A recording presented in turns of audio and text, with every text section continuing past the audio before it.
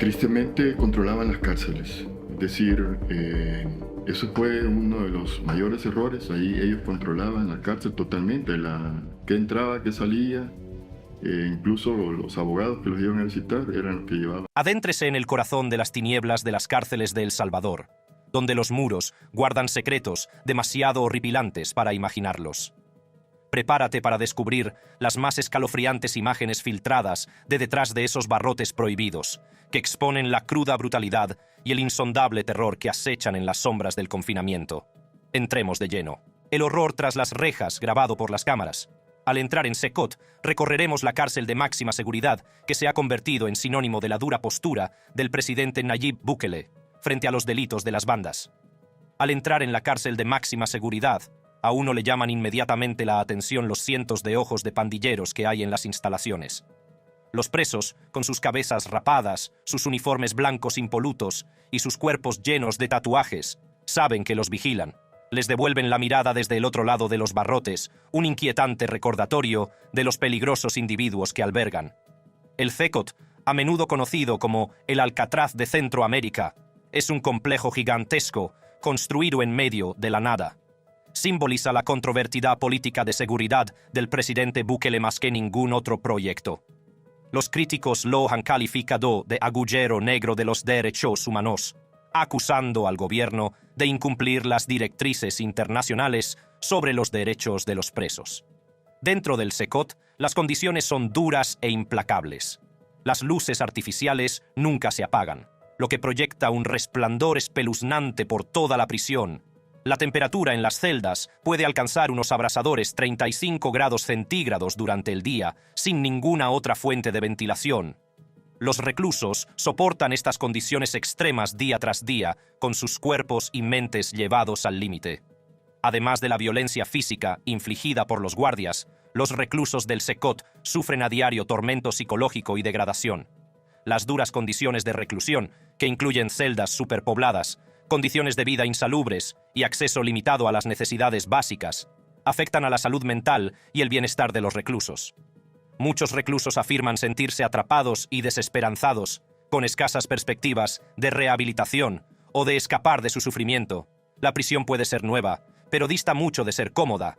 Todo es liso y está recién pintado, pero llama la atención la ausencia de servicios básicos. Los presos duermen en literas de 4 pisos sin colchones ni sábanas, obligados a tumbarse sobre metal desnudo. Es un crudo recordatorio de la dura realidad a la que se enfrentan. Las comidas son igualmente difíciles para los reclusos. Reciben alimentos básicos como arroz, judías, huevos duros o pasta, pero deben comer con las manos. Cualquier utensilio, por inocente que parezca, puede convertirse en un arma mortal. El director del Secot explica esta precaución, destacando el peligro constante que se cierne entre los muros de la prisión. Entre las 3 paredes de cemento de cada celda, solo hay 2 lavabos y 2 retretes. Los presos no tienen intimidad, ya que se lavan y utilizan las instalaciones a la vista de todos los demás. Es una experiencia deshumanizadora que les despoja de su dignidad y refuerza la dinámica de poder dentro de la prisión. El tiempo pasa lentamente en el Secot. Los reclusos pasan todos los días menos 30 minutos confinados en sus celdas, con escasas oportunidades de interacción social o actividades. La monotonía es palpable y el peso de su confinamiento está siempre presente. Es un duro recordatorio del castigo al que se enfrentan por sus delitos. La huida es imposible y el mundo exterior está muy lejos de su alcance. A medida que avanzamos en nuestra exploración, descubrimos las críticas, las preocupaciones y el razonamiento que subyace al enfoque del presidente Nayib Bukele para combatir los delitos de las bandas. El Secot, descrito a menudo como un pozo de hormigón y acero, ha sido objeto de un intenso escrutinio por parte de grupos de derechos humanos y críticos con la administración del presidente Bukele. Sostienen que la prisión es una violación de las directrices internacionales sobre los derechos de los presos, un agujero negro de los derechos humanos, en el que falta transparencia. Miguel Sarre, exmiembro del Subcomité de Naciones Unidas para la Prevención de la Tortura, ha expresado su preocupación por el trato que reciben los reclusos y la ausencia de excarcelaciones en la cárcel. Sin embargo, en una nación plagada de bandas notorias como la Mara Salvatrucha y Barrio 18, el Secot se ha convertido en un símbolo de la dura postura del presidente Bukele frente a los delitos de las bandas. Sus partidarios sostienen que la prisión es necesaria para hacer frente a delincuentes curtidos, culpables de crímenes atroces y violencia espantosa. La ven como una forma de proteger a la población y traer la paz a un país que fue en su día la capital mundial del asesinato. Durante un recorrido cuidadosamente coreografiado por las celdas, el director del SECOT presenta a los reclusos como psicópatas, terroristas y asesinos que tuvieron a nuestro país de luto. El gobierno ha orquestado esta gira para mostrar a los peligrosos individuos recluidos en la prisión, con el objetivo de justificar sus políticas de seguridad ante los medios de comunicación internacionales. El éxito del presidente Bukele en las urnas y su pretensión de convertir El Salvador en uno de los países más seguros de la región han alimentado aún más la polémica en torno al SECOT. Los críticos sostienen que la elevada tasa de encarcelamiento y el estado de excepción, que otorga poderes draconianos a la policía y el ejército, han llevado a la detención de personas sin vínculos discernibles con delitos cometidos por bandas. Destacan la posible violación de los derechos humanos y la sustitución de la violencia de las bandas por la violencia estatal. Amnistía Internacional ha acusado a las autoridades salvadoreñas de adoptar una política sistemática de tortura contra las personas detenidas en virtud del estado de excepción por ser sospechosas de pertenecer a pandillas. La organización ha documentado casos de tortura, muertes bajo custodia estatal y condiciones inhumanas de reclusión. Sin embargo, el director de la prisión insiste en que el SECOT cumple las normas internacionales, aunque no se permite a las instituciones externas ni a las ONG verificar estas afirmaciones. El gobierno argumenta que sus políticas de seguridad son necesarias para combatir la influencia de las bandas que han aterrorizado a comunidades de todo El Salvador. Los partidarios del estado de excepción creen que ha aliviado el miedo y el control que ejercen las bandas. Reconocen que puede haber fallos y detenciones injustas, pero lo consideran un sacrificio necesario para la seguridad y el bienestar de la población. A medida que prosigamos nuestro viaje por el SECOT, les traeremos más historias de los propios reclusos, que arrojarán luz sobre sus experiencias y el impacto de las políticas de seguridad del presidente Bukele. Conozcan a Diego, un estudiante universitario de 22 años que se encontró en el lugar equivocado, en el momento equivocado. Pocos días después de que comenzara el estado de emergencia, Diego ingresó en prisión junto con miles de personas más. Su delito, ninguno. Sus vínculos con grupos criminales, inexistentes. Pero eso no importaba. El abarrotado sistema penitenciario se convirtió en su nueva realidad. Las prisiones de El Salvador eran famosas por su hacinamiento y escasa seguridad incluso antes del estado de excepción. Pero con la llegada de más de 77.000 nuevos detenidos, la situación se volvió aún más grave. La población carcelaria casi se duplicó en solo 2 meses, lo que obligó a las autoridades a esforzarse por hacer frente a un número abrumador de presos. Diego y otros muchos se encontraron compartiendo espacio con las mismas bandas que habían infundido miedo en las calles, pero, sorprendentemente, no eran las bandas las que representaban la mayor amenaza entre rejas. Diego recuerda, no eran tan malos. Nos pedían que siguiéramos algunas normas mientras estábamos en la celda, y eso era todo. En cambio, eran los guardias de la prisión quienes infundían miedo en los corazones de los reclusos. Ejercían su poder con impunidad, utilizando la violencia como medio de control. El relato de Diego no es un caso aislado.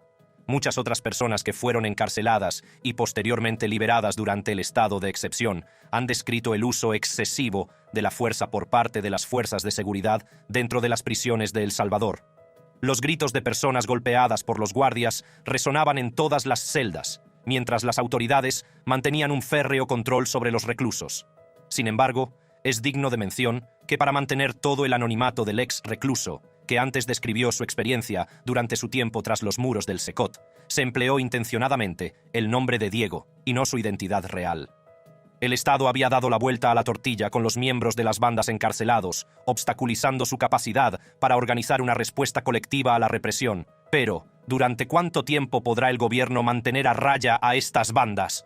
En el pasado, los líderes de las bandas fueron capaces de restablecer el mando y el control desde sus celdas, lo que condujo a intentos fallidos de sofocar su influencia. Esta vez, sin embargo, el gobierno está empleando medidas extremas para poner las cosas en su sitio. Las imágenes filtradas de las prisiones de El Salvador, en particular del SECOT, han proporcionado una visión inquietante de las duras condiciones y el trato brutal que soportan los reclusos. La controversia en torno al SECOT y a las políticas de seguridad del presidente Nayib Bukele ha suscitado un intenso debate, en el que los críticos expresan su preocupación por las violaciones de los derechos humanos y la elevada tasa de encarcelamiento. Los partidarios sostienen que estas medidas son necesarias para combatir la influencia de bandas notorias y restablecer la paz en la nación. Mientras explorábamos las profundidades del SECOT, Fuimos testigos de las condiciones extremas, la monotonía del confinamiento y las estrictas medidas de seguridad vigentes. La justificación del gobierno para su mano dura radica en la creencia de que es necesario proteger a la población de la violencia de las bandas y garantizar la seguridad del país. Mientras continúa la lucha contra los delitos de las bandas en El Salvador, el equilibrio entre la seguridad y las libertades individuales sigue siendo un reto. Las impactantes revelaciones del interior del CECOT sirven para recordar las complejidades y controversias que rodean la guerra contra el terrorismo en las prisiones de El Salvador. La guerra contra el terrorismo. En la guerra contra el terrorismo en El Salvador, el gobierno, dirigido por el presidente Nayib Bukele, ha adoptado un enfoque agresivo e intransigente para hacer frente a la creciente amenaza de las bandas criminales. Desde que asumió el cargo, el presidente Bukele ha hecho del restablecimiento de la seguridad y la protección de los ciudadanos de El Salvador una prioridad absoluta frente al terror infligido por estas bandas. Las raíces del terrorismo en El Salvador se remontan a la larga historia de violencia política y conflicto civil del país. Durante gran parte del siglo XX, El Salvador se vio asolado por la desigualdad social, la inestabilidad económica y la represión política, lo que provocó un descontento y malestar generalizados entre la población. En las décadas de 1970 y 1980, estas tensiones estallaron en una brutal guerra civil entre el gobierno y los grupos guerrilleros de izquierda, incluido el Frente Farabundo Martí para la Liberación Nacional, FMLN. La guerra civil, que duró de 1979 a 1992, estuvo marcada por abusos generalizados de los derechos humanos, como ejecuciones extrajudiciales, desapariciones forzadas y masacres cometidas tanto por las fuerzas gubernamentales como por los insurgentes guerrilleros. El conflicto dejó profundas cicatrices en la sociedad salvadoreña y contribuyó a la radicalización de ciertos elementos de la población. Tras el final de la guerra civil, El Salvador luchó por reconstruir y curar las heridas de décadas de violencia. Sin embargo, el legado del conflicto siguió configurando el panorama político del país, y muchos excombatientes recurrieron a la actividad delictiva y a la violencia como medio de reafirmar su poder e influencia. Esto incluyó la aparición de poderosas bandas callejeras como la MS-13, Mara Salvatrucha y Barrio 18, que empezaron como organizaciones de barrio, pero pronto evolucionaron hasta convertirse en sofisticadas empresas delictivas de alcance transnacional. El auge de estas bandas coincidió con un periodo de dificultades económicas y desarticulación social en El Salvador, donde el país se enfrentaba a elevados niveles de pobreza, desempleo y desigualdad. Muchos jóvenes, marginados y marginados por la sociedad, se vieron arrastrados a las filas de las bandas, donde encontraron un sentido de pertenencia y un propósito en medio del caos y la incertidumbre de El Salvador de la posguerra. En respuesta a la creciente amenaza que suponen las bandas y el crimen organizado, los sucesivos gobiernos salvadoreños han puesto en marcha una serie de medidas destinadas a combatir el terrorismo y restablecer la ley y el orden. Estas medidas han incluido el aumento de la financiación de los organismos encargados de hacer cumplir la ley, la aplicación de duras leyes antipandillas y el despliegue de fuerzas militares en las zonas controladas por las bandas. Una de las medidas clave adoptadas por el gobierno fue la petición al Congreso del país de que aprobara el estado de excepción en marzo. Esta medida suspendió ciertos derechos constitucionales, permitiendo a las autoridades realizar detenciones sin orden judicial y concediendo al gobierno acceso a las comunicaciones de los ciudadanos. Esta medida fue recibida tanto con apoyo como con críticas, ya que suscitaba preocupación por posibles abusos de poder. Sin embargo, la mayoría de la población, cansada de vivir con miedo, apoyó la decisión del gobierno con la esperanza de un futuro más seguro. Con el estado de excepción en vigor, la policía y el ejército no han cejado en su persecución de los presuntos miembros de las bandas y sus colaboradores. Más de 62.000 personas han sido detenidas desde que comenzó la represión, enviando un claro mensaje de que el gobierno no tolerará las actividades delictivas. Estas detenciones han sido posibles gracias a los esfuerzos conjuntos de la policía y el ejército, que trabajan sin descanso para desmantelar la infraestructura de estas organizaciones delictivas. La administración del presidente Bukele también se ha centrado en desarticular las redes financieras que apoyan a estas bandas. Al centrarse en sus actividades ilícitas, como el tráfico de drogas y la extorsión, el gobierno pretende debilitar su poder y paralizar sus operaciones. Para ello ha colaborado con socios internacionales y ha implantado normativas financieras más estrictas para rastrear e incautar los activos de estas organizaciones delictivas. Además, el gobierno ha dado prioridad a la recopilación de inteligencia y al intercambio de información entre los organismos encargados de hacer cumplir la ley. Al mejorar la coordinación y la comunicación, han podido identificar y detener a los principales líderes de estas bandas, desestabilizando su jerarquía y desbaratando sus actividades delictivas. Esto ha asestado un duro golpe a la capacidad de actuación de las bandas y ha infundido temor entre sus filas.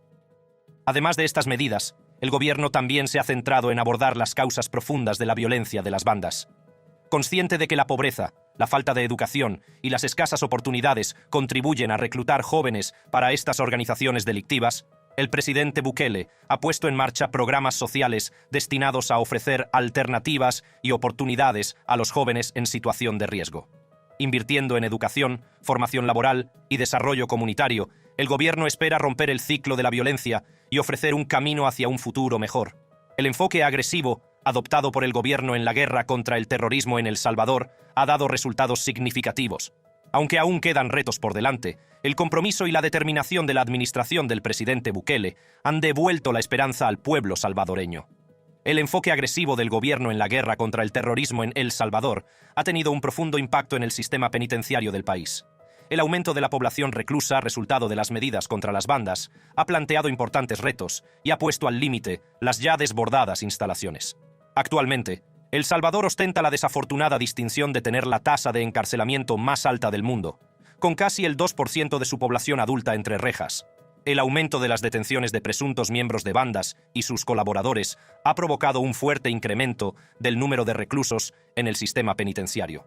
Esta afluencia ha puesto a prueba la capacidad de las prisiones existentes, provocando hacinamiento y condiciones de vida terribles. La Esperanza, la mayor prisión de El Salvador, diseñada para alojar a 10.000 reclusos, alberga actualmente a la asombrosa cifra de 33.000 personas. El hacinamiento se ha traducido en celdas estrechas, acceso limitado a servicios básicos y tensiones crecientes entre los reclusos. El personal penitenciario, ya desbordado, se esfuerza por mantener el orden y garantizar la seguridad de los reclusos y la suya propia. Sin embargo, para abordar este problema, el gobierno dio un paso importante al abrir el Centro de Reclusión Antiterrorista, una enorme instalación penitenciaria con capacidad para 40.000 reclusos. Este nuevo centro pretende aliviar la superpoblación del sistema penitenciario y proporcionar un entorno más seguro, tanto para los reclusos como para el personal penitenciario.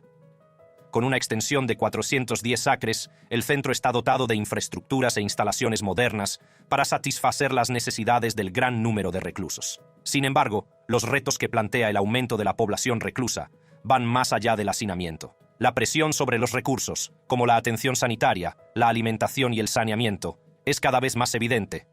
Los limitados recursos disponibles no dan abasto, lo que dificulta la prestación de una atención médica adecuada y el mantenimiento de las condiciones higiénicas en las prisiones.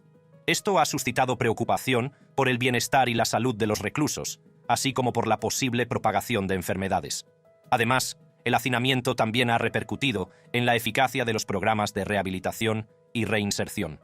Con recursos limitados e instalaciones superpobladas, cada vez resulta más difícil proporcionar el apoyo y la orientación necesarios para ayudar a los reclusos en su transición de vuelta a la sociedad. Esto supone un riesgo de reincidencia, ya que las personas pueden tener dificultades para reintegrarse y encontrar un empleo estable u oportunidades de educación tras su puesta en libertad. Reconociendo la urgencia de la situación, el director de prisiones de El Salvador, Osiris Luna, ha hecho hincapié en la necesidad de reformas integrales. La apertura del Centro de Confinamiento del Terrorismo es un paso en la dirección correcta, pero es necesario hacer más para abordar los problemas subyacentes dentro del sistema penitenciario. Esto incluye invertir en infraestructuras, mejorar el acceso a la sanidad y la educación, e implantar programas de rehabilitación eficaces.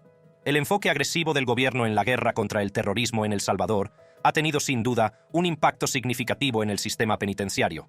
Aunque la apertura del Centro de Reclusión Terrorista ofrece cierto alivio, es crucial abordar las causas profundas del problema de la superpoblación y garantizar el bienestar y la rehabilitación de los reclusos. La lucha contra el terrorismo y la violencia de las bandas en El Salvador es una batalla continua que requiere un enfoque polifacético que aborde las causas profundas de estos problemas. Mediante la inversión en educación, formación laboral y desarrollo comunitario, el gobierno pretende ofrecer alternativas y oportunidades a los jóvenes en situación de riesgo, rompiendo en última instancia el ciclo de la violencia. A medida que El Salvador prosigue su lucha contra el terrorismo, es crucial lograr un equilibrio entre seguridad y justicia, garantizando la protección de los ciudadanos al tiempo que se defienden los derechos humanos. Solo mediante estrategias integrales y esfuerzos de colaboración podrá El Salvador superar los retos que plantean las bandas criminales y crear un futuro más seguro y próspero para su pueblo. Historia de los crímenes de pandillas en El Salvador. El pequeño país centroamericano de El Salvador ha estado plagado de una historia de crímenes y violencia de bandas que ha dejado un impacto duradero en su gobierno y su sociedad.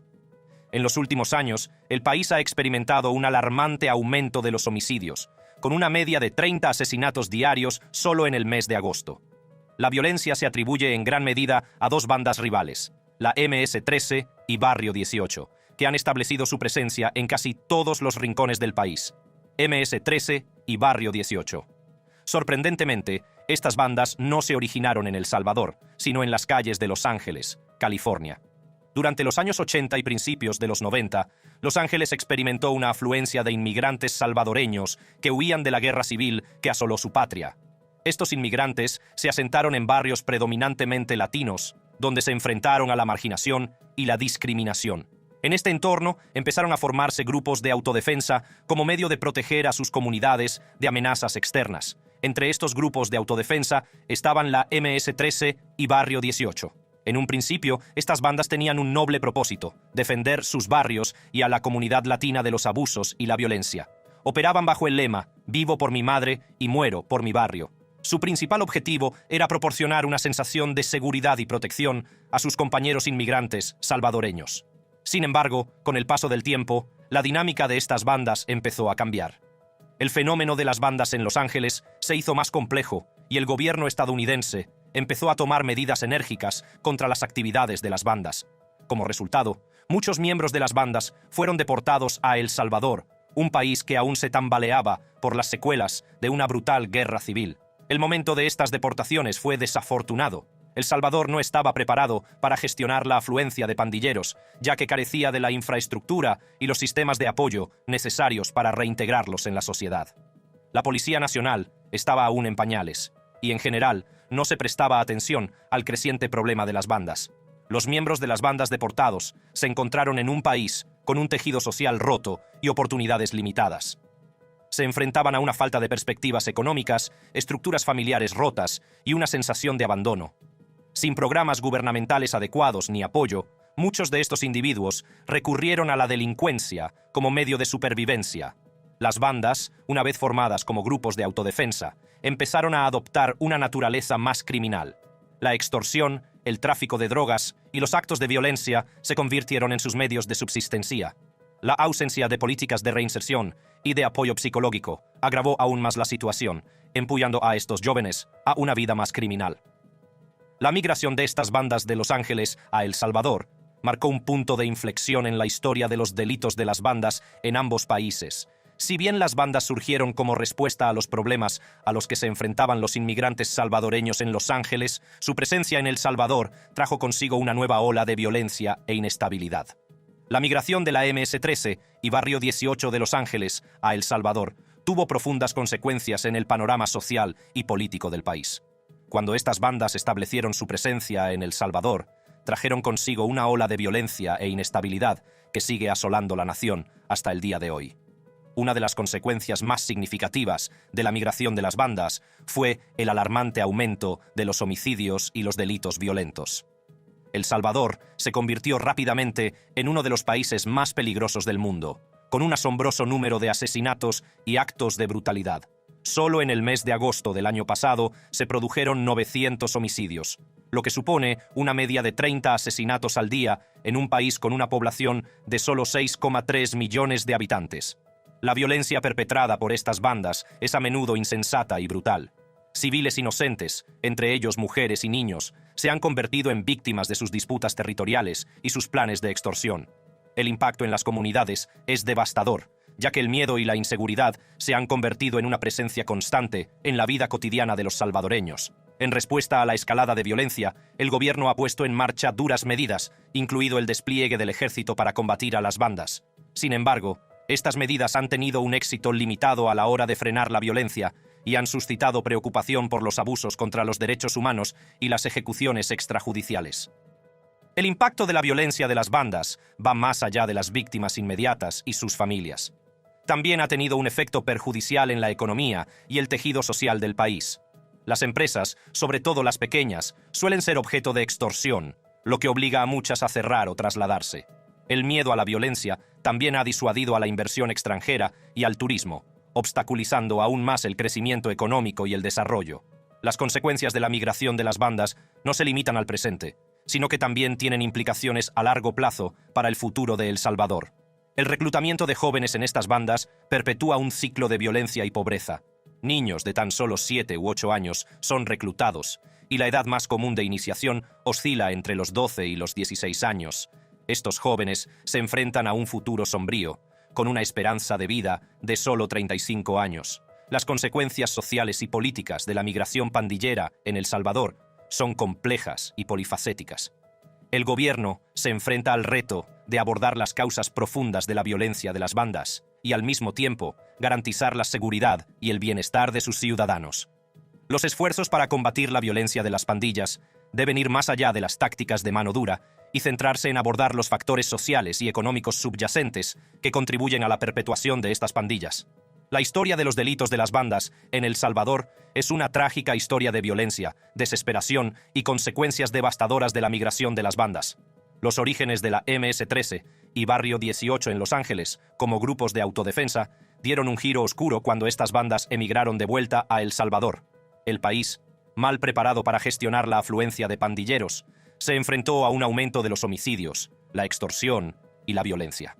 El impacto en el panorama social y político ha sido profundo, y el miedo y la inseguridad se han convertido en una presencia constante en la vida de los salvadoreños. Los esfuerzos del gobierno por combatir la violencia de las bandas han tenido un éxito limitado, y las consecuencias a largo plazo siguen perpetuando un ciclo de violencia y pobreza. Es crucial abordar las causas profundas de la migración y la violencia de las bandas, centrándose en los sistemas de apoyo social, económico y familiar. Solo entonces podrá El Salvador liberarse de las garras de los delitos de las bandas y crear un futuro más seguro para su población. Para comprender realmente la historia de los delitos de las bandas en El Salvador, es esencial ahondar en la vida de las personas que se convierten en miembros de la MS-13 y Barrio 18. ¿Qué impulsa a los jóvenes a unirse a estas bandas delictivas? ¿Qué impulsa a los jóvenes a unirse a estas organizaciones criminales, conociendo los riesgos y la alta probabilidad de una corta esperanza de vida? Una de las principales motivaciones para unirse a una banda es el fracaso familiar. Los hogares rotos, los padres ausentes y la falta de apoyo crean un vacío en la vida de muchos jóvenes salvadoreños. En la banda encuentran un sentimiento de pertenencia y camaradería que quizá no hayan experimentado en sus propias familias. La banda se convierte en su nueva familia, ofreciéndoles un sistema de apoyo y un sentimiento de identidad que anhelan. La identidad desempeña un papel importante en el atractivo de la vida de las bandas. Los miembros de las bandas suelen convertirse en ídolos para muchos adolescentes, que ven en su ropa, sus gestos y su estilo de vida símbolos de poder y masculinidad. La imagen del gángster resulta atractiva, especialmente para quienes se sienten marginados e impotentes en la sociedad. Se convierte en una forma de reafirmarse y obtener una sensación de respeto y reconocimiento. Para algunos jóvenes, la perspectiva de ganar dinero a través de las actividades de las bandas también puede ser un factor de motivación. Sin embargo, la realidad dista mucho de la imagen glamurosa que retrata la cultura popular. Los miembros de las bandas suelen vivir en la pobreza, luchando por satisfacer sus necesidades básicas. El dinero que obtienen de la extorsión y otras actividades delictivas suele utilizarse para mantener las operaciones de la banda o a las familias de sus miembros. Es importante señalar que no todas las personas que se unen a las bandas lo hacen voluntariamente. Algunos pueden ser coaccionados u obligados a unirse, ya sea mediante amenazas o intimidación. El miedo a las represalias y a las consecuencias de abandonar la banda puede ser abrumador, lo que dificulta a los individuos escapar del ciclo de la violencia. La vida de los miembros de las bandas está marcada por el peligro constante y la amenaza constante de muerte. La esperanza de vida de un pandillero es escandalosamente baja. Muchos no pasan de los 35 años. La violencia que perpetran y la que sufren por parte de bandas rivales y fuerzas del orden crean un ciclo de brutalidad que parece difícil de romper. Las motivaciones y las vidas de los miembros de las bandas arrojan luz sobre la compleja red de factores que contribuyen a la perpetuación de los delitos de las bandas en El Salvador. Abordar estos factores requiere un enfoque polifacético que va más allá de las medidas de aplicación de la ley. Es necesario invertir en educación, programas sociales y oportunidades económicas para ofrecer a los jóvenes alternativas a la vida pandillera. Las vidas de los miembros de las bandas en El Salvador revelan una compleja red de motivaciones y circunstancias que contribuyen a la perpetuación de los delitos de las bandas. El fracaso familiar, la búsqueda de identidad y pertenencia, y el atractivo del poder y el reconocimiento son factores que atraen a los jóvenes hacia estas organizaciones delictivas. El trato que reciben las mujeres dentro de las bandas y el ciclo de violencia y pobreza agravan aún más el problema. Comprender estos factores es crucial para abordar las causas profundas de los delitos de las bandas y encontrar soluciones eficaces. ¿Quieres estar al día sobre la evolución del trato de los pandilleros entre ellas en El Salvador? Haz clic en la siguiente tarjeta de la pantalla para saber más. Hasta la próxima.